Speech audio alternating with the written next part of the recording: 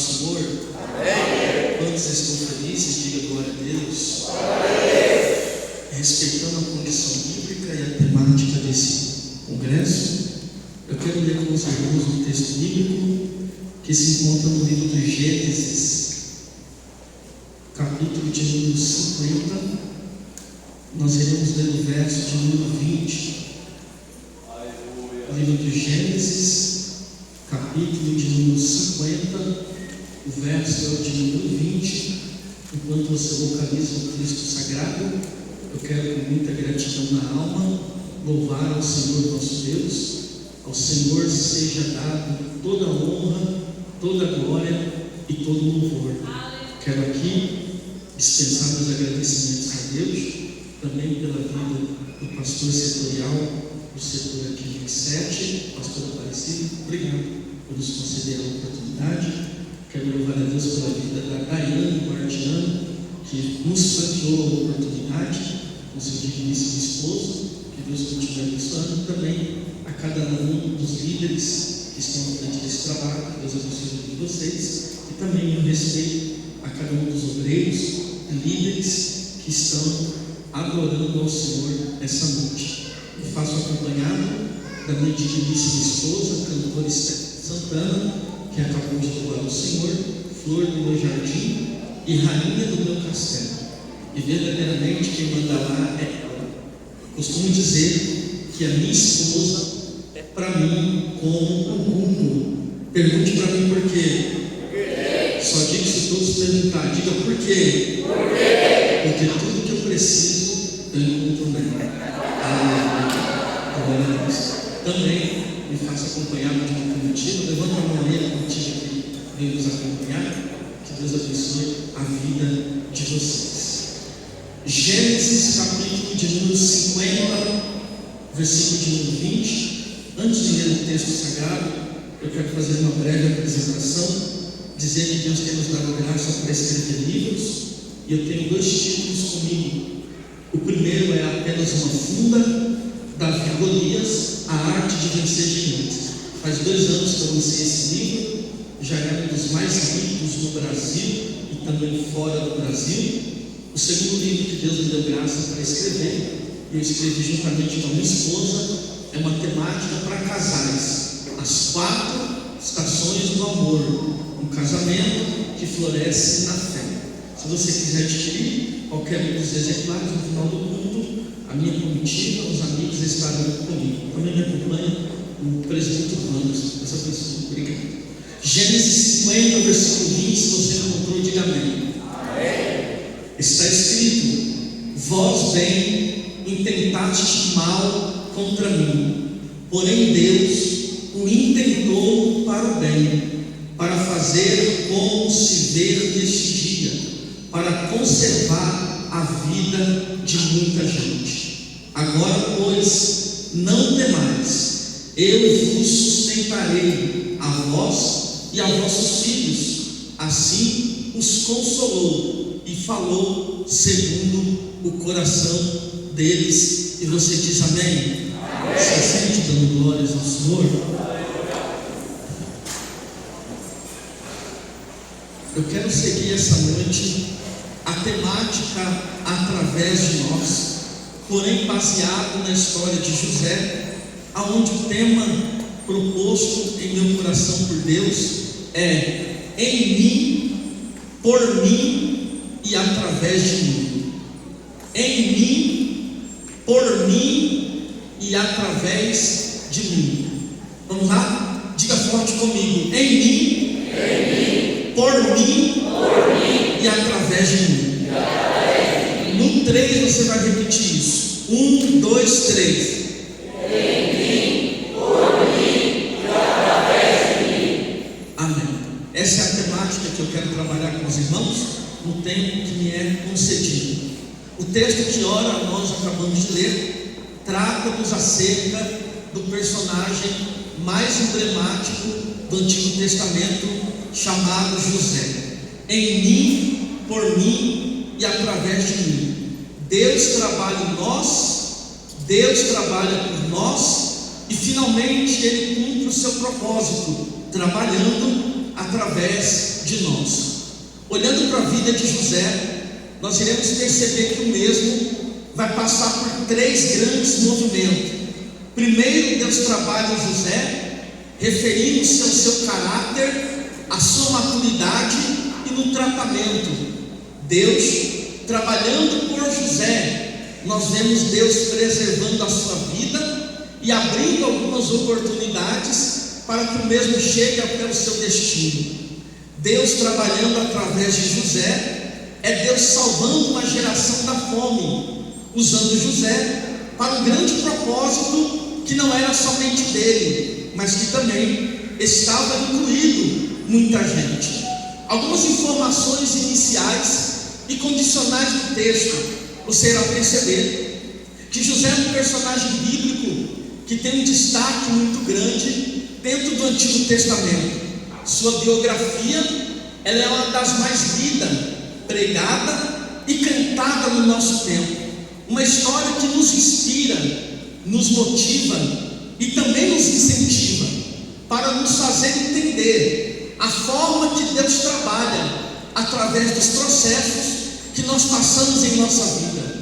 O livro do Gênesis, ele dedica pelo menos 13 capítulos para narrar ou contar a história de José, fazendo dele então uma das figuras ou personagem mais citado do livro do Gênesis.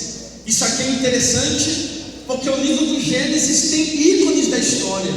O que não dizer de Adão, o primeiro homem que pisou na terra, o que não dizer de Noé, o homem que Deus escolheu para reconstruir a humanidade através do grande dilúvio. E lá vai um adendo.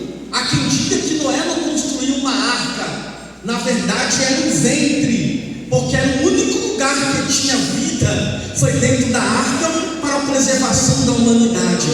Os personagens que citamos no livro do Gênesis, o que não dizer de Abraão, o amigo de Deus, o pai na fé, o que não dizer de Isaac e o que não dizer de Jacó. Porém, José vem nessa galeria, vem da lista dos personagens mais citados do livro do Gênesis.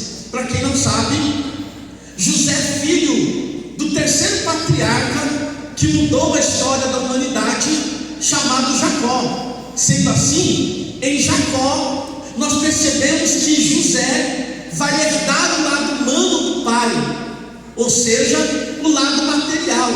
Porém, em Deus nós vemos José herdando um lado espiritual, messiânico, cristocêntrico e também muito profético.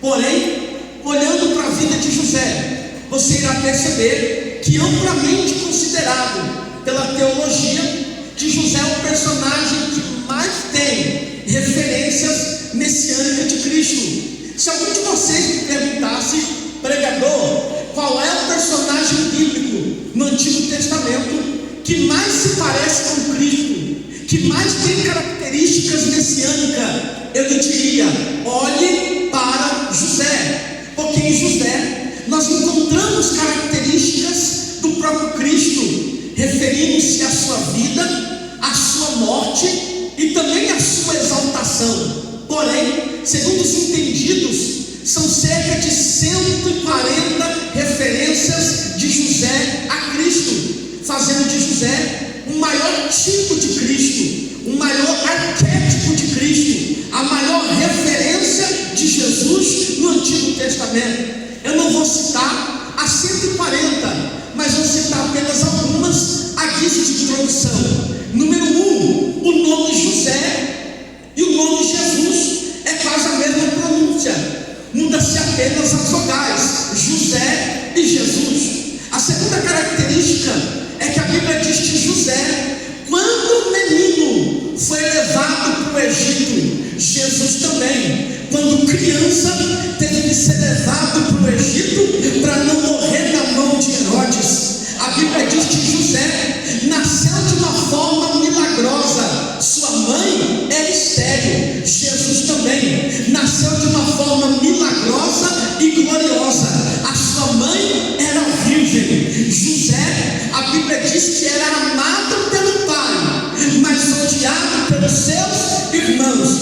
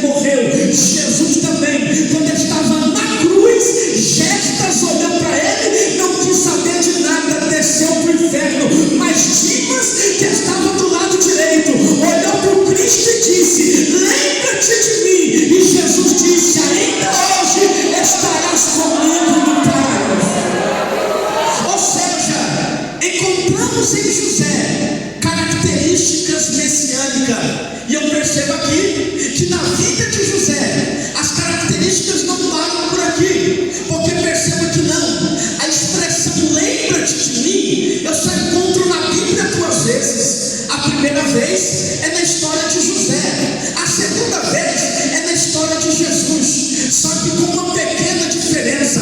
Quando José está na prisão, ele olha para o copeiro e diz: daqui 3 dias será restituído no palácio, lembra-te de mim. Eu te pergunto, o copeiro lembrou? Não, o copeiro se esqueceu, e José ficou 2 anos inteiros na prisão. Mas a Bíblia diz que quando Jesus está na cruz e o ladrão da direita de nós diz: lembra-te de mim, Jesus diz: ainda hoje estarás comigo no paraíso. Pregador, qual a diferença?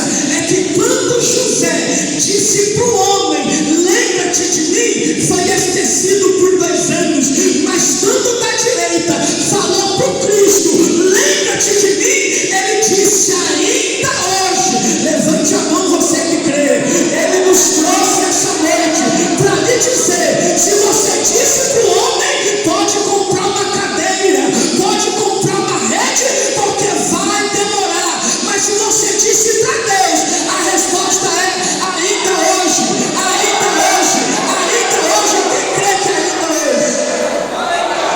Ainda hoje o Cristo pode fazer milagre. A primeira informação que nós temos da vida de José, ainda aqui de introdução, é que a Bíblia diz que José é conhecido na Bíblia como sonhador. Porém, a grande verdade é que José não surge na história da Bíblia sonhando. Não, ele surge na história da Bíblia trabalhando. E isso está registrado. Gênesis capítulo 37, a partir do verso de número 2: apacentava as ovelhas de seu pai, juntamente com seus irmãos mais velhos. Isso vem para nos dizer que José não surge na história da Bíblia sonhando, ele surge na história da Bíblia trabalhando, porque quem não trabalha não pode sonhar, e quem não sonha também não pode prosperar, porque o único lugar que eu vejo prosperidade e sucesso vindo primeiro é somente no dicionário, mas na Bíblia e na vida, primeiro vem o trabalho, depois a prosperidade e depois o sucesso de Deus na sua vida. José, então, a primeira informação é que ele não surge sonhando, ele surge trabalhando. A segunda informação é que Gênesis 37, versículo 3, diz que ele era amado pelo pai, mas o verso de número 4 diz que ele era odiado pelo seu pai. Ou seja, se por um lado José é amado, pelo outro José é odiado. Isso vem para nos dizer que não importa aqueles que te odeiam, o importante é que o teu pai te ama. Quem pode dar glórias a Deus? Quem pode adorar a Deus que ainda é pai e ele te ama? Terceira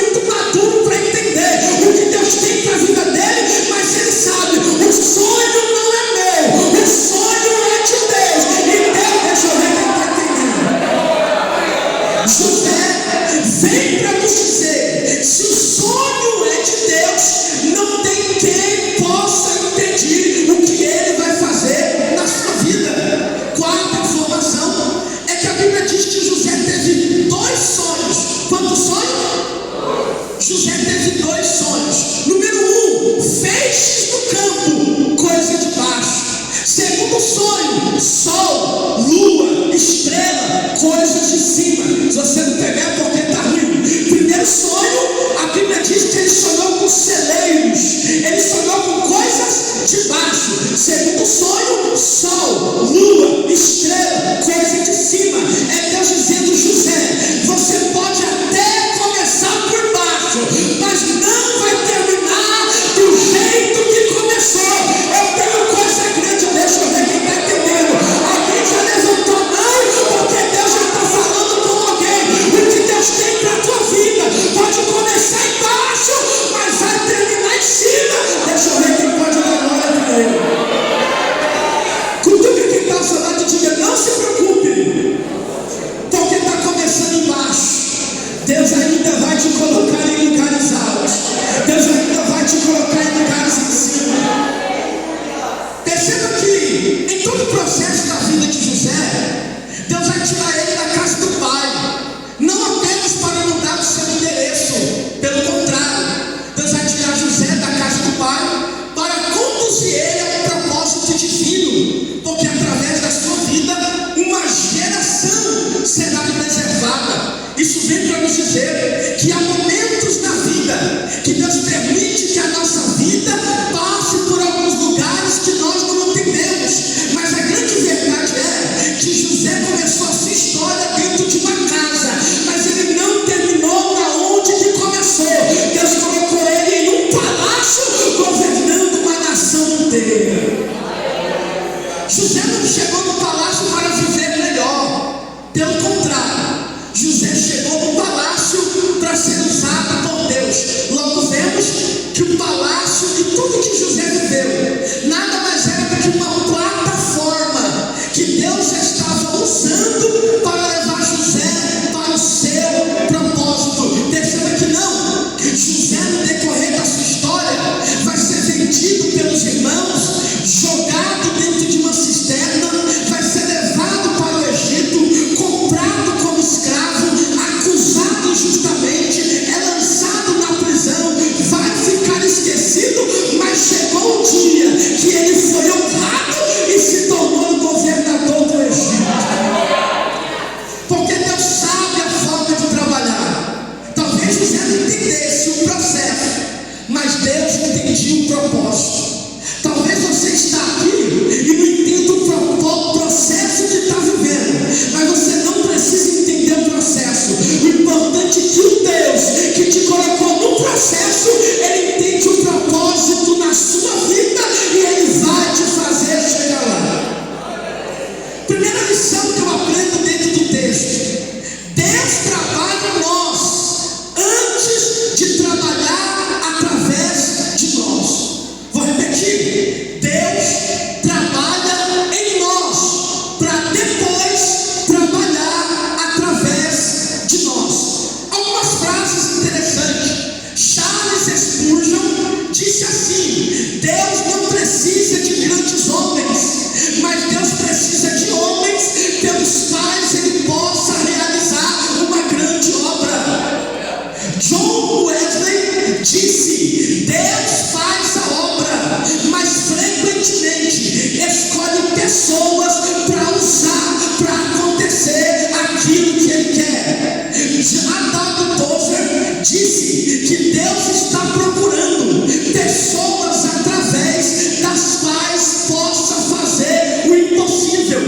Moody disse que o mundo ainda verá o que Deus pode fazer com um homem consagrado totalmente a Ele. Vou repetir, eu gostei desse comentário de Moody, porque o mundo ainda vai ver o que Deus é capaz de fazer ao usar um homem, uma mulher consagrada.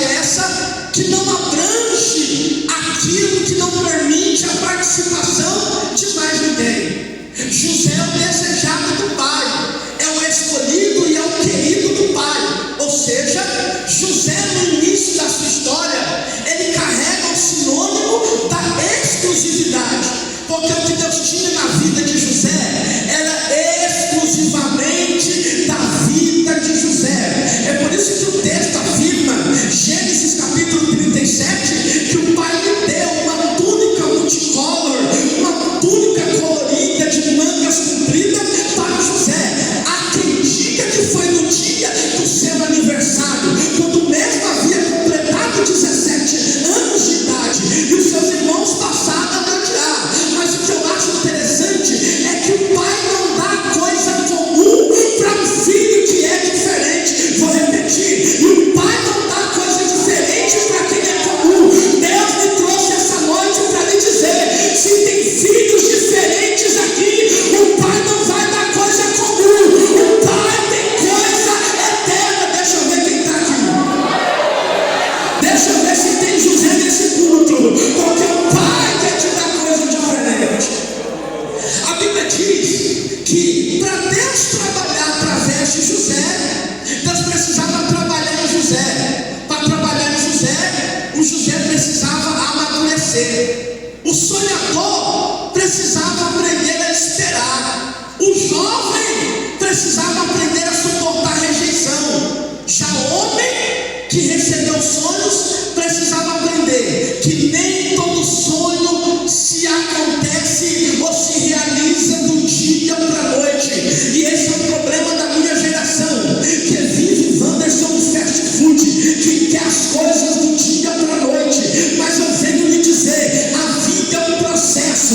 Talvez Deus tenha lhe dado sonhos, mas não é agora que você vai viver. Eu estou vivendo hoje alguns sonhos que eu sonhei lá atrás, porque Deus é assim. Você sonha agora, Deus trabalha em você para que lá na frente, através de você, o nome dele seja glorificado.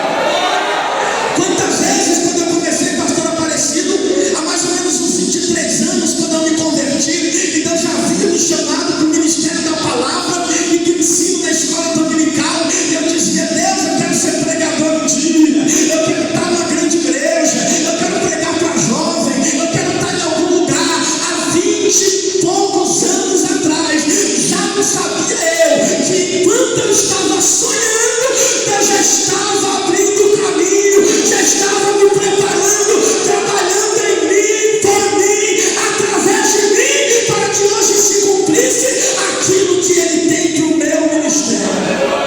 Então entenda que muitas coisas que você vive hoje, você sonhou lá atrás, para você poder adorar o nome dele. Perceba que José recebeu uma promessa, mas entre a promessa e o cumprimento havia um processo na sua vida. Gênesis 37 mostra o sonho, Gênesis 39 mostra o processo, Gênesis 41 mostra a promoção, já Gênesis 50 revela o entendimento e a compreensão do propósito. Então perceba que existe um intervalo entre aquilo que Deus promete e aquilo que Deus vai realizar.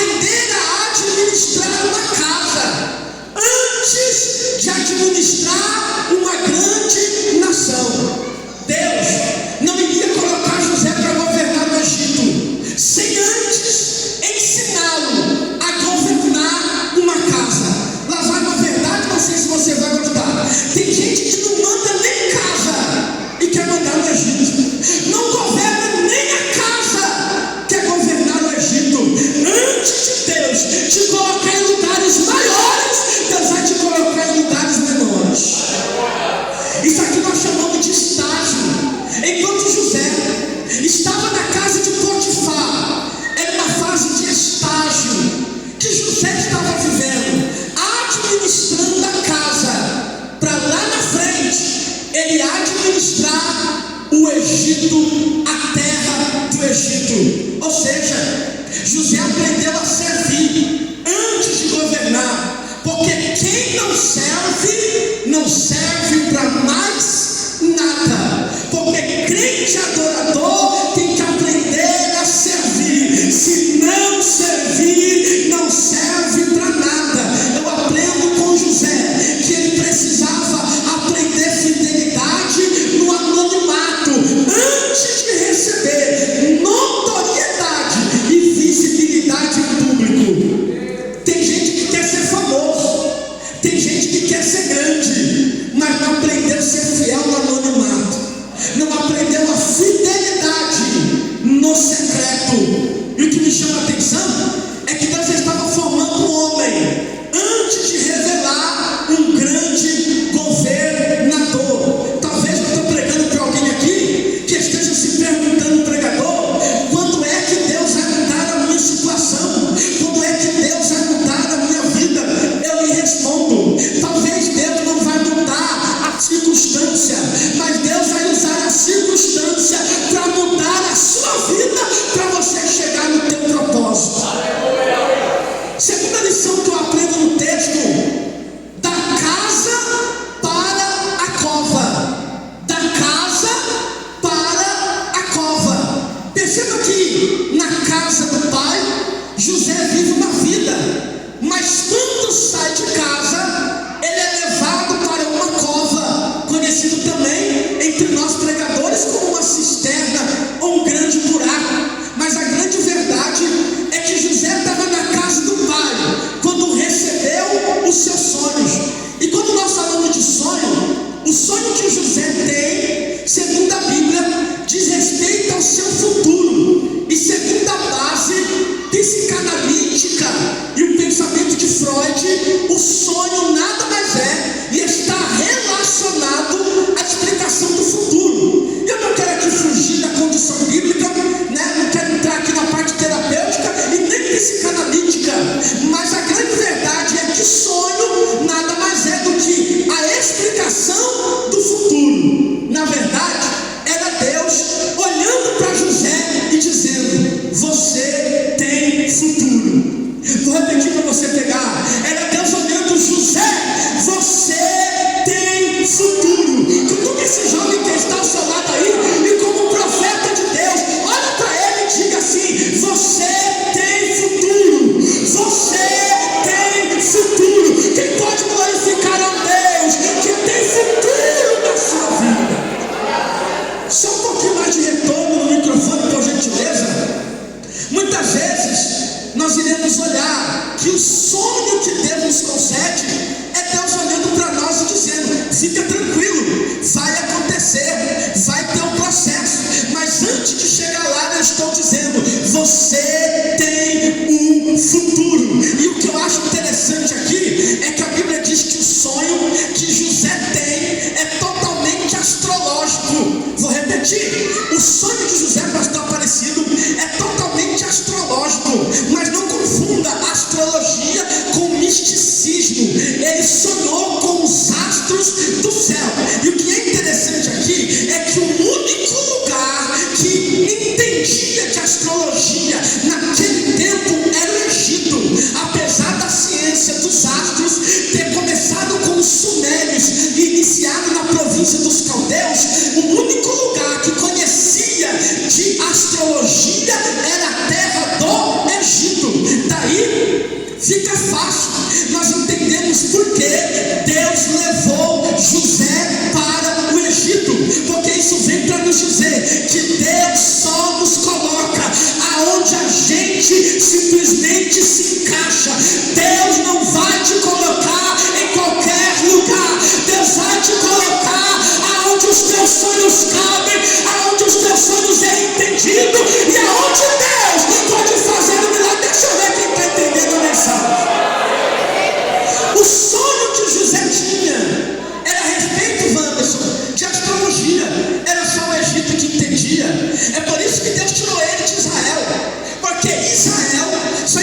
entendia de agricultura, Israel só entendia de pescaria, mas o sonho de José era astrológico. Então quem está na pecuária, quem está na pescaria, quem está cuidando das coisas de baixo, não vai entender as coisas de cima. É Deus dizendo: José, eu vou tirar das coisas naturais e vou levar você para entender as coisas espirituais. Deixa eu ver quem pode dar glória para ele. No caminho, Deus vai cumprir o sonho na vida de José. Talvez, não é porque você não está sendo valorizado, é que Deus sabe os lugares que combinam com você. Deus sabe os lugares que dão certo para você. O interessante é que quando José é lançado na cisterna, lançado na cova, a cova nada mais era do que o fim de um ciclo e o início de uma nova história.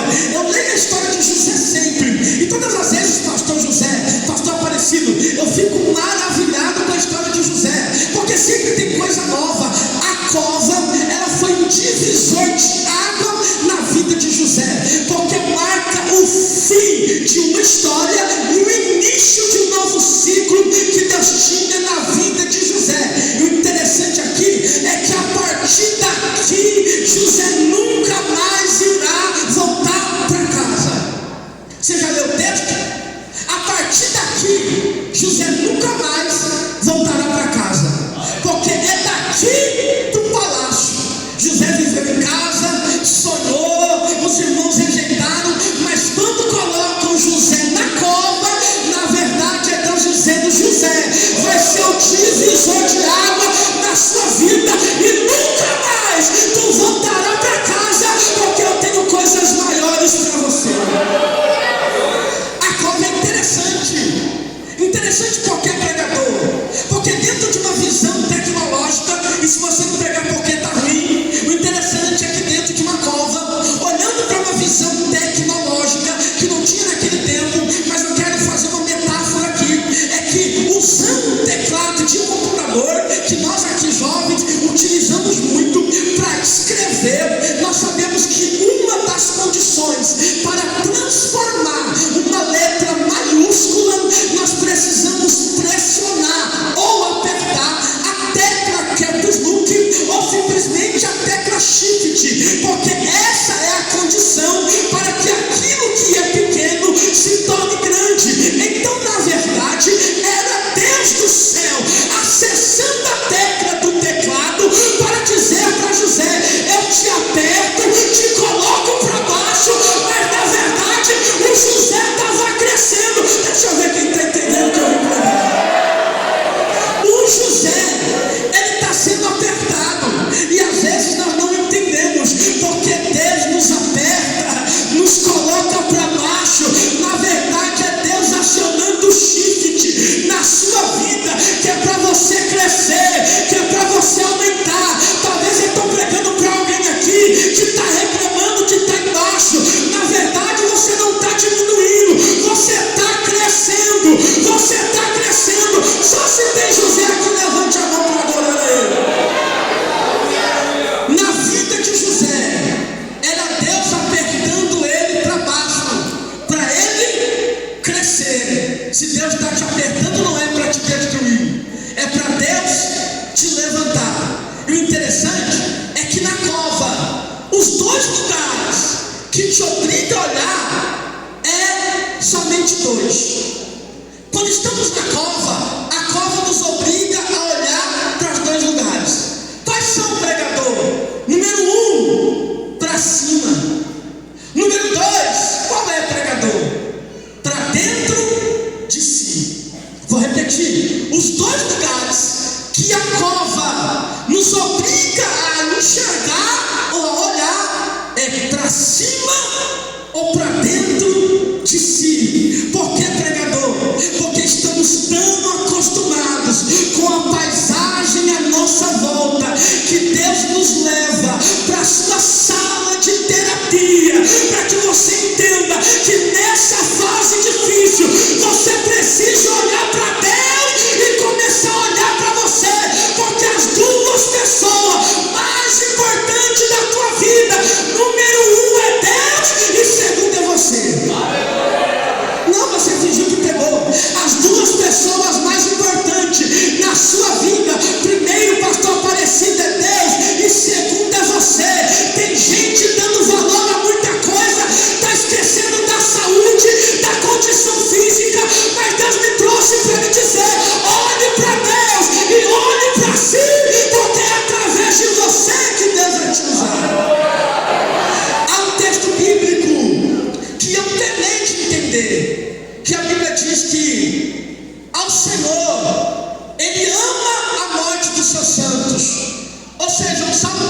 que é precioso aos olhos do Senhor a morte dos seus santos.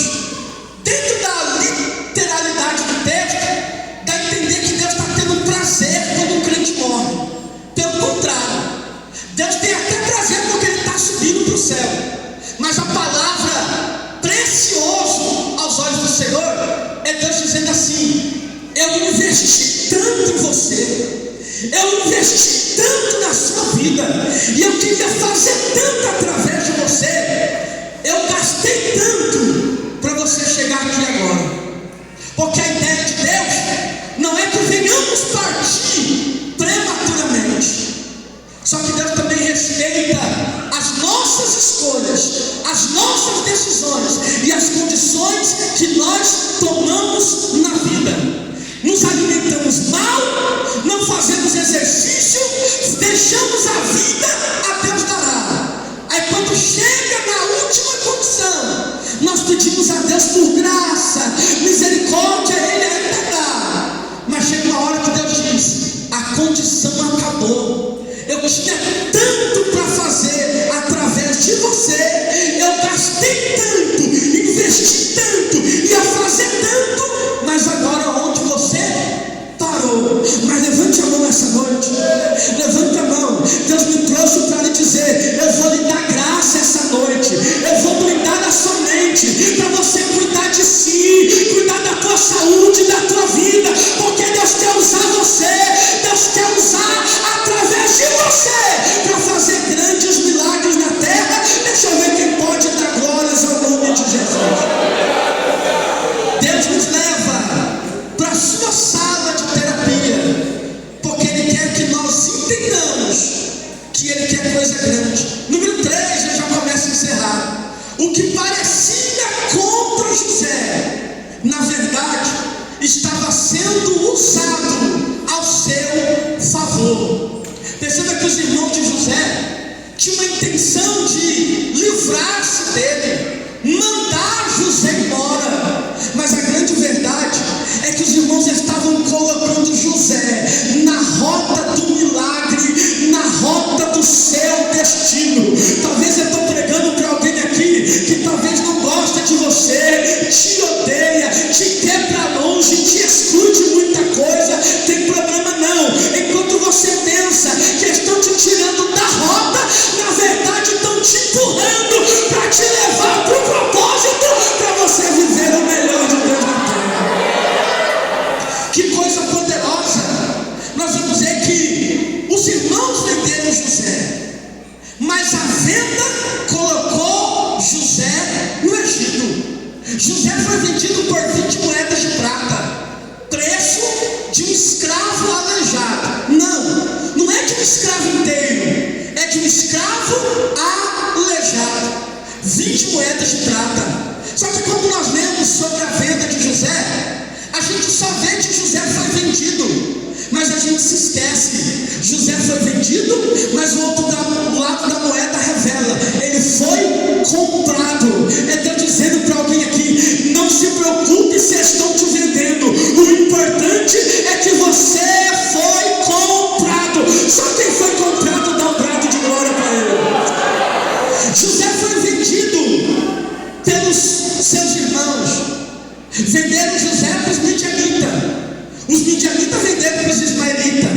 Os ismaelitas levaram José para a feira do Egito e Potifar o comprou. De Potifar, José passa para a mão de Faraó.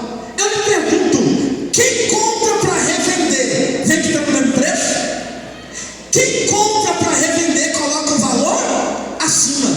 Na casa dos irmãos, José vale apenas 20 moedas de prata, valor de um escravo aleijado. Mas quando ele sobe na caravana, o valor dele já começa a aumentar, o valor dele começa a subir.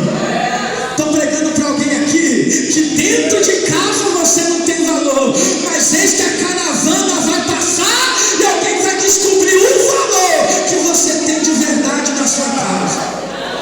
Os irmãos venderam José, os irmãos dizendo assim: para nós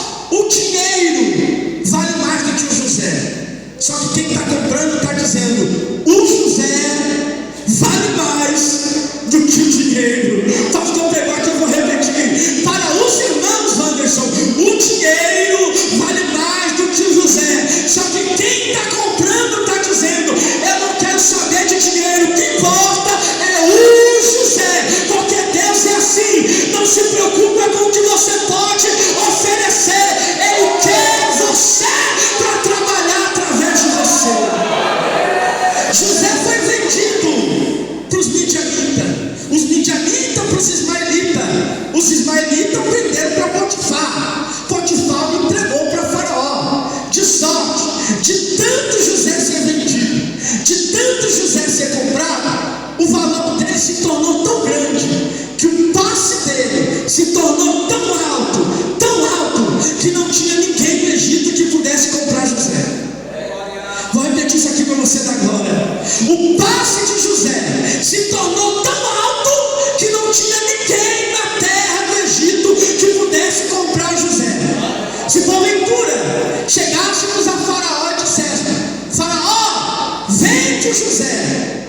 O Faraó dizia: o José não tem mais preço, o José está na minha mão e ninguém vai tirar o José da minha mão. Deu para você entender? A Bíblia está dizendo que José cresceu, foi comprado e não tinha mais preço que pudesse comprar, porque no mundo eu e você não tinha valor. A gente era vendido, era comprado para lá e para cá, mas eis que veio Jesus e nos comprou, não com ouro nem com prata, mas com sangue. Deixa eu ver quem está entendendo.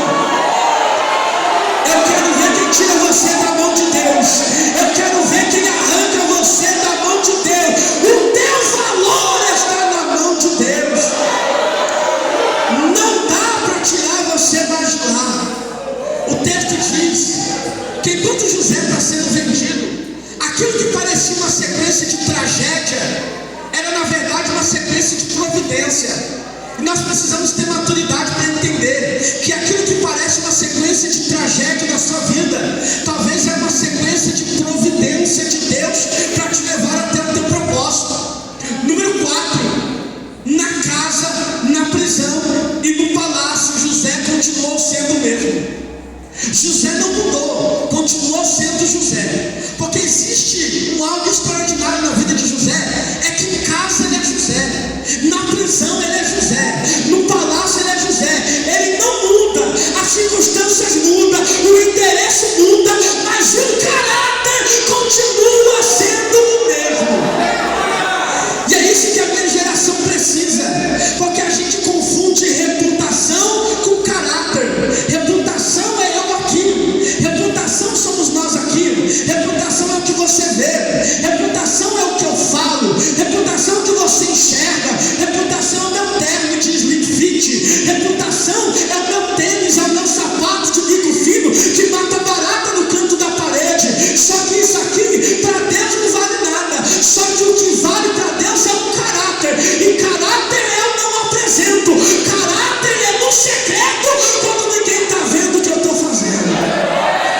José, ele mostra para mim que melhor do que ter reputação é eu ter caráter, porque caráter é aquilo que ninguém vê quando eu estou entre quatro paredes. E José provou muito bem que entre quatro paredes ele continuava sendo o mesmo, porque mesmo sendo tentado pela mulher de Potifar, ele continuou sendo o mesmo. E se você olhar dentro da condição da negação de José, você vai ver que José tinha um caráter de Cristo, porque para mim era quase impossível. Segundo alguns entendidos, vai dizer que a esposa de Potifar criou uma cena dizendo que estava doente e que ela não iria comparecer na festa, a ponto de ficar só com José. Estava tudo planejado, estava tudo arquitetado por ela. Hoje José deita-se comigo, sem o José saber. E o dia que acontece a festa, ela está sozinha em casa para ficar com José. Não, eu estou lhe dizendo que José está com aproximadamente 17 anos de idade. Ele está com seus hormônios à flor da pele, está subindo pela parede, não vê a hora, mas está vendo a mulher mais bonita do palácio, que era a mulher de Potifar. Ela olha para ele e diz: deita-se comigo.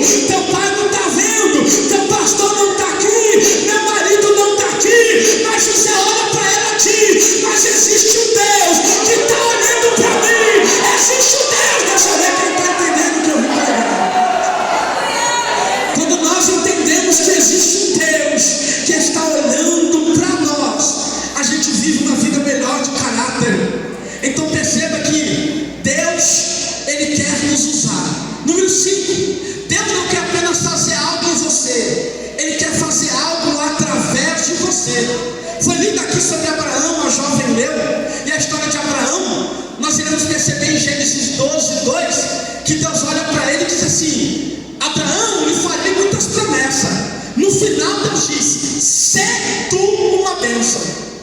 Ser abençoado é uma coisa, ser tu uma bênção é outra. É você ser uma bênção ambulante na vida das pessoas. É você carregar o Cristo, que através de você Deus vai fazer a sua obra continuar. Foi assim que aconteceu com Abraão. Para encerrar, em mim, por mim e através de mim. Podemos compreender então que a caminhada de José é dessa maneira. Em mim, Deus trabalha o caráter, Deus trabalha as feridas, Deus amadurece a fé, Deus desenvolve a capacidade e Deus prepara o coração. Por mim, Deus abre porta, Deus protege, Deus sustenta, Deus cria oportunidade, Deus faz aquilo que eu não poderia fazer sozinho, através de mim. Agora vem a parte mais poderosa. Deus usa aquilo que fez em José para alcançar pessoas. José se torna a resposta para a vida de alguém. Cutuca quem está falando e diga: você. Não, você não diz, diga: você está sendo preparado para ser a resposta na vida de alguém. Com a permissão da liderança, posso orar, pastor? Se coloca no nome de Jesus.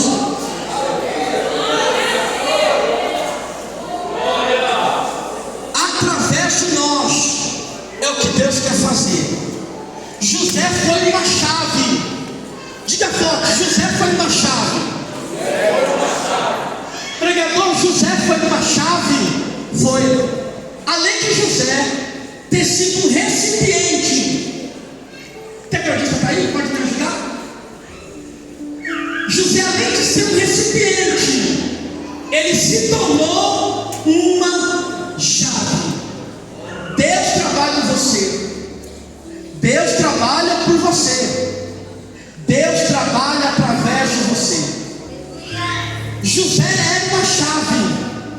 Você vai perceber que na prisão José vai, e lá tem 3 tipos de preso. Se você estava desde o início da mensagem, você vai pegar. O primeiro prisioneiro era o padeiro, o segundo era o copeiro, e o terceiro era José. Esses 3 prisioneiros revelam 3 tipos de pessoas. O padeiro, ele entra na prisão para perder a cabeça. O copeiro entra na prisão, mas ele volta do lugar de onde saiu, ele volta para o palácio. José entra na prisão, mas vira uma chave. 3 tipos de preso. A prisão revela quem realmente somos. É na prisão que nós descobrimos quem é quem. E aqui nós iremos descobrir quem são esses 3 prisioneiros. O padeiro sai da prisão para perder a cabeça, porque é o tipo de crente que entra na prova, não sabe lidar com ela, e ele perde a cabeça. Ele morre lá, porque não sabe lidar com a situação. Já viu crente? Entra no processo, na dificuldade, mas ele perde a cabeça, ele não consegue lidar com aquilo, ele morre. O segundo tipo de pessoa é o copeiro. Ele volta para o mesmo lugar, porque não aprendeu nada com a prova. Vai voltar do lugar de onde saiu. Ele saiu do palácio e foi para a prisão, e teve que voltar para o palácio. Não aprendeu nada com a prova. É aquele crente bumerangue, fica indo e voltando, porque nunca aprende. Crente repeteco. Só que o terceiro preso é o José. O José entra na prisão, só que ele se torna uma chave, e ele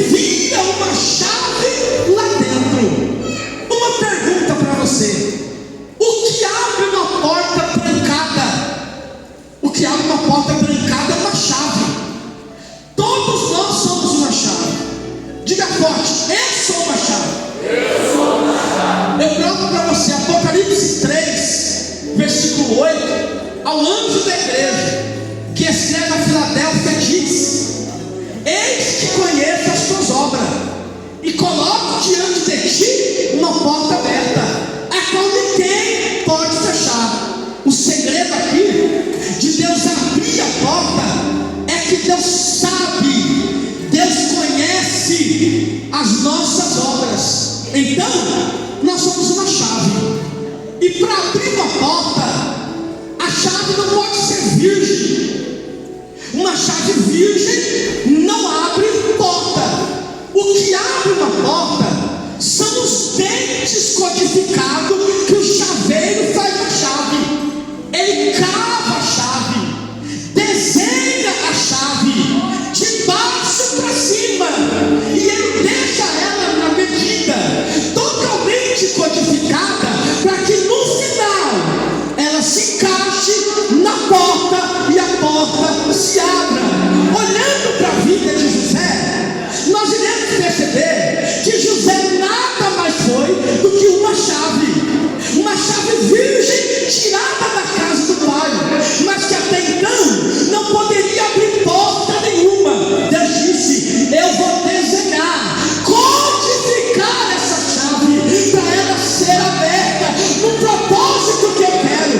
Deus então vai cavar a chave, vai colocar José lá na cova. Deus cavou, arrancou um pedaço da chave, lá vai José, levado para a casa de Potifar. Já levantou, já melhorou. Perceba que a vida de José é de alto, de baixo, alto e baixo. Uma chave é assim, ela é toda codificada, porque ela é Deus dizendo: José, eu estou codificando você, para quando chegar lá, você vai caber na porta. Deixa eu ver quem está entendendo. Pastor Aparecido, eu preguei para algumas pessoas aqui que Deus está formando em você essa chave.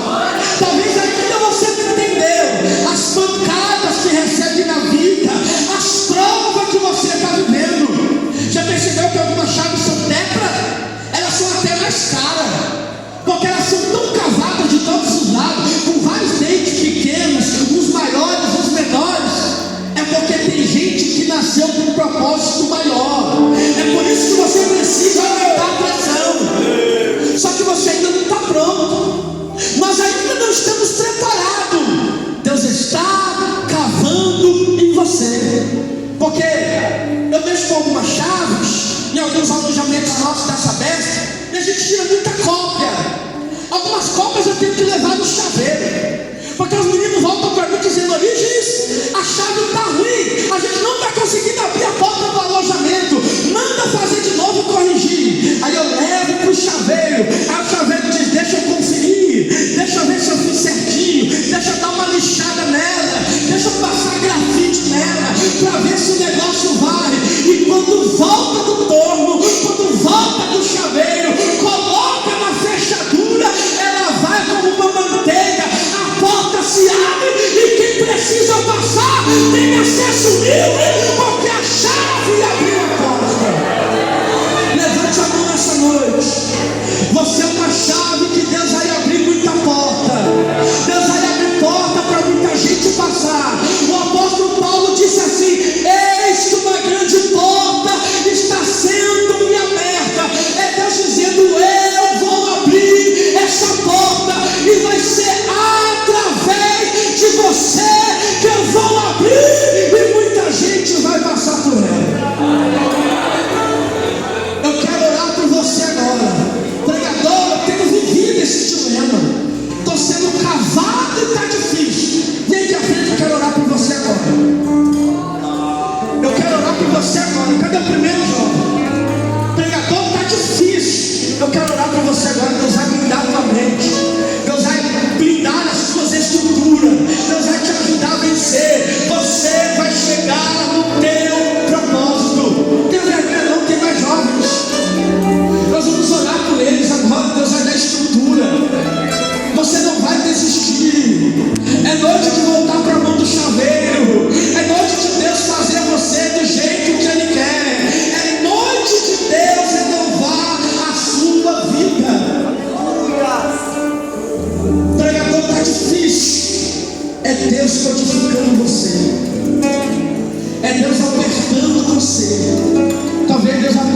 força teca do chifre na sua vida. Pregador, está muito baixo. Deus está dizendo: você está só crescendo na minha presença. Eu só estou te fazendo crescer na minha presença. Antes de orarmos por eles, tem alguém que não é crente no nosso meio? Tem alguém que está afastado? Tem alguém que não conhece Jesus essa noite, mas vai ouvir essa mensagem sobre José e entendeu que se parece com você?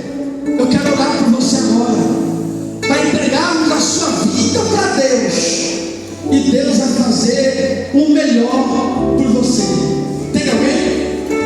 Tem alguém que está afastado, alguém que não é crente? Dá um sinal com a sua mão, deixa eu te conhecer. Tenho vergonha não, mas vergonha eu sozinho aqui, no meio de vocês, falando sozinho. E olha que há tempos atrás não tinha nem coragem de estar na frente de ninguém. Cadê você? Tem alguém que está afastado? Você que ainda não é evangélico, não é crente, não serve a Deus, mas está nesse culto e que o Espírito Santo falou com você. Cadê você? Aleluia. Se não tem, a igreja estenda a mão para cá. Os líderes, dá para descer aqui para nós orarmos por eles, em nome de Jesus. Os líderes, por gentileza, vamos orar aqui. E a igreja estende as mãos para